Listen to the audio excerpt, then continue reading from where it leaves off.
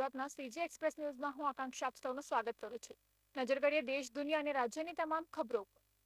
રાજ્યમાં હાલ કોઈ હીટવેવની આગાહી નથી અને આવતીકાલે મહત્તમ તાપમાનમાં કોઈ ફેરફાર જોવા નહીં મળે। દક્ષિણ ગુજરાતના વાતાવરણમાં અચાનક પલટો આવ્યો છે। નવસારી અને વલસાડ જિલ્લાના કેટલાક વિસ્તારોમાં કમોસમી વરસાદના ઝાપટા પડતા લોકોને ઠંડક મળી છે। આતંકવાદી હુમલા બાદ સરકારે પાકિસ્તાનના નાગરિકોને દેશ છોડવાનો આદેશ કર્યો છે। ત્યારે 25 એપ્રિલની મોડી રાતથી અમદાવાદ અને સુરતમાં પોલીસે વિવિધ ટીમો બનાવી અલગ અલગ વિસ્તારોમાં રેડ કરી હતી। આ કાર્યવાહીમાં મોટી સંખ્યામાં વિદેશી નાગરિકો ઝડપાયા છે, જેમાં મોટાભાગના બાંગ્લાદેશીઓ છે। વડોદરા શહેરના સમા ભરવાડ પાસેથી પસાર થતી વિશ્વામિત્રી નદી પટમાં ચાલી રહેલા વિશ્વામિત્રી પ્રોજેક્ટની કામગીરીનું હર્ષસંઘવીએ નિરીક્ષણ કર્યું હતું। આ મુલાકાતમાં ગૃહમંત્રીએ પાલિકાએ 45 દિવસમાં જ 50% કામગીરી પૂર્ણ કરી અને 100 દિવસમાં વિશ્વામિત્રી પ્રોજેક્ટ પૂર્ણ કરાશે એવું જણાવ્યું હતું। પહેલગામ આતંકવાદી હુમલા બાદ જમ્મુ કાશ્મીરમાં અત્યાર સુધીમાં 6 આતંકવાદીઓના ઘર તોડી પાડવામાં આવ્યા છે। પાકિસ્તાની સેનાએ ગઈકાલ બાદ આજે વહેલી સવારે પણ નિયંત્રણ રેખા પર ભારતીય ચોકીઓ પર ગોળીબાર કર્યો હતો। ભારતીય સેનાએ પણ આનો જવાબ આપ્યો। આ ગોળીબારમાં કોઈ નુકસાન થયું હોવાના અહેવાલ નથી।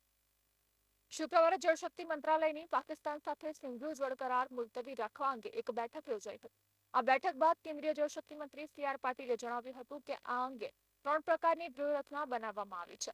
પાકિસ્તાને પાણીનું એક પણ ટીપું નહીં મળે।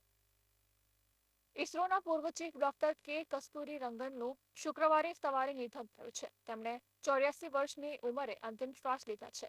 અધિકારીઓએ જણાવ્યું કે કસ્તુરી રંગને બેંગલુરુ સ્થિત તેમના નિવાસસ્થાને અંતિમ શ્વાસ લીધા હતા।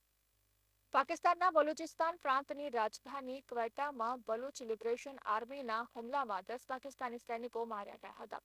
શુક્રવારે બીએલએ એક નિવેદન બહાર પાડીને હુમલાની જવાબદારી લીધી।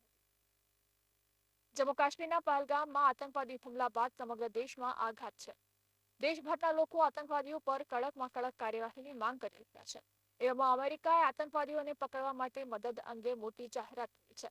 અમેરિકાએ કહ્યું છે કે આતંકવાદીઓને પકડવામાં ભારતની મદદ કરશે।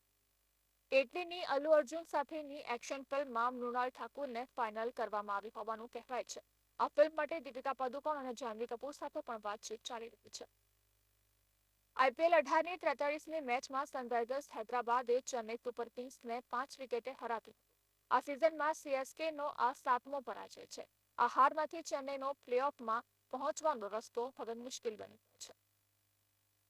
તો આ તક ગુજરાતના આજના સીજી એક્સપ્રેસ ન્યૂઝ નવા સમાચારો અને વધુ અપડેટ માટે તમે જોડાયેલા રહો કનેક્ટ ગુજરાત સાથે। ત્યાં સુધી મને રજા આપશો। નમસ્કાર।